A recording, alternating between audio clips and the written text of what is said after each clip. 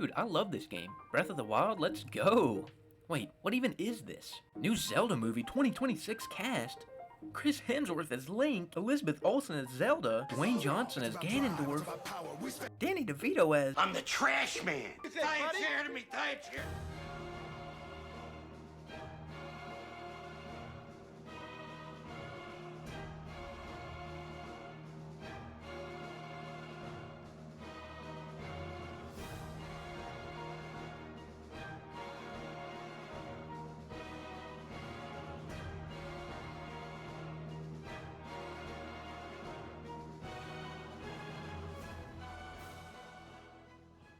We all know about Breath of the Wild. If you don't, there's literally a million videos covering it. So I was like, yeah, I'm probably not gonna do a whole review of this game. But I was also like, wait a second, there's a sequel on the way next year.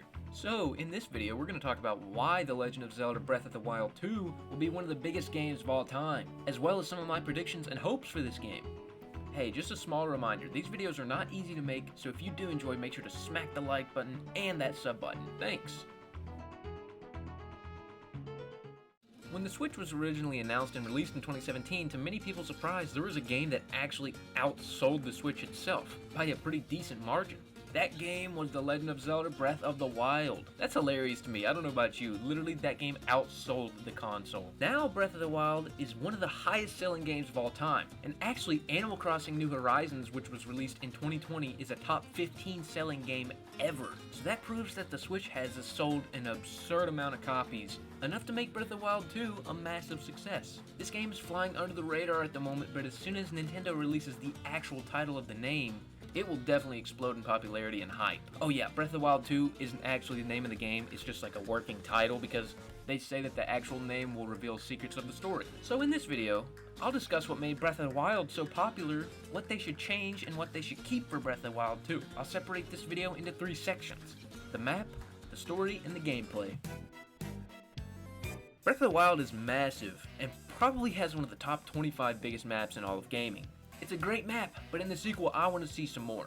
Breath of the Wild is a laid-back game for the most part, allowing the player to explore and do various side missions before even tackling the main quests. You can literally do anything you want, and it's hard to run out of things to do. I think that's something they need to keep, but expand upon in the sequel. For example, yes, there are a ton of collectibles, items, and side missions, but honestly, we need more of them. There should be more villages, more small missions to attempt, more secrets to find, more shrines, more trials, more dungeons. These would all benefit the game's map as it would add longevity to the game. All I'm saying is that if they make the map even bigger, they gotta add some more collectibles or something, because those freaking Korok seeds lost my interest very fast.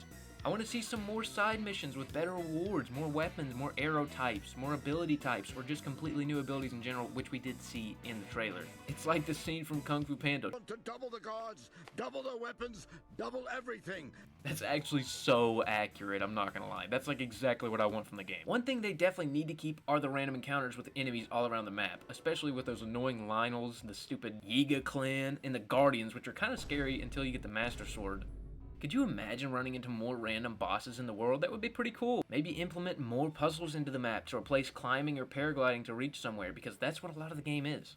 I will say, I want to see some new enemies too, but I assume that will be a thing, because there really aren't too many enemies in the first game, which led to it kind of getting stale, just destroying the same Bokoblins and Lizalfos over and over. Oh, and how can we forget the single worst part of this game's map? The thunderstorms. Oh my god.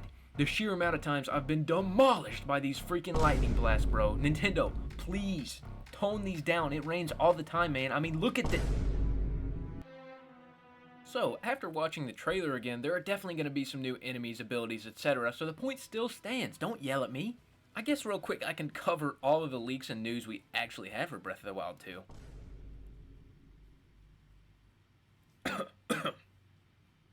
I forgot the trailer for this game even came out, to be honest. And honestly, it looks pretty intense. The trailer looks extremely dark and pretty creepy, to be honest. Hear me out, the story is going to be pretty wild. See what I did there? Okay, I have issues. Princess Zelda is struggling to defeat Ganon, and it's up to Link to save her from him. Whoa!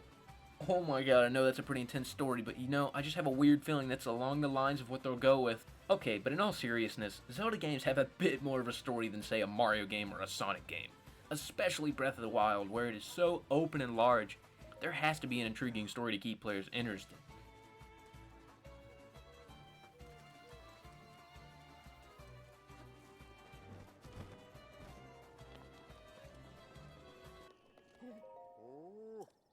Breath of the Wild 2 will obviously use the Zelda formula with Link having to save the day. But if they create and innovate new ways to tell this story, it will work as it always does, and I think it will. I thought Breath of the Wild's story was cool.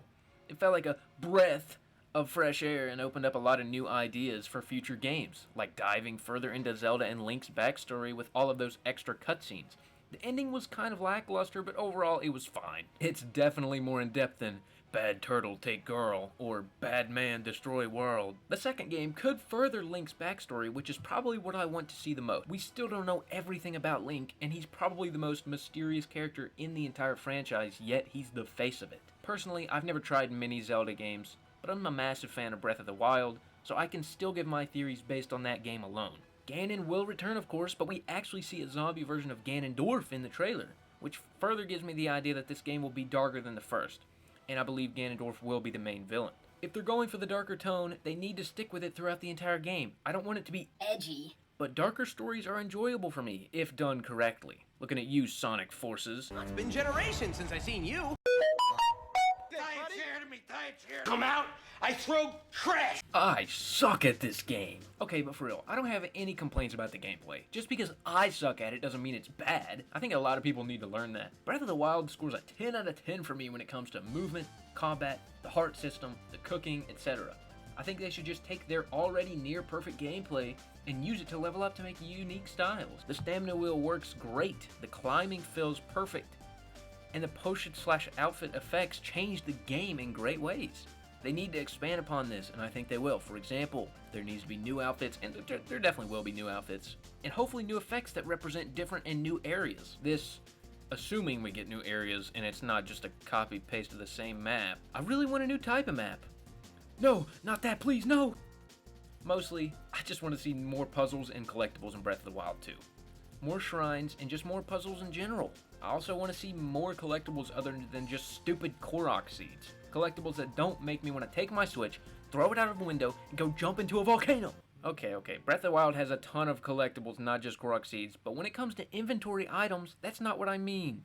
I'm saying like unique collectibles that all have a purpose, similar to the Korok seeds, but more of a purpose, please. No more lifting up 1,000 rocks to find a Korok seed. Wait, the rock? We devour. Put in the work, put in the hours, and I think if the gameplay doesn't change too much from Breath of the Wild, it'll still be great. Overall, we know Breath of the Wild 2 will sell a ton of copies due to the first one's success and Nintendo's fantastic marketing skills. Say what you want about Nintendo, they have some freaking great marketing skills.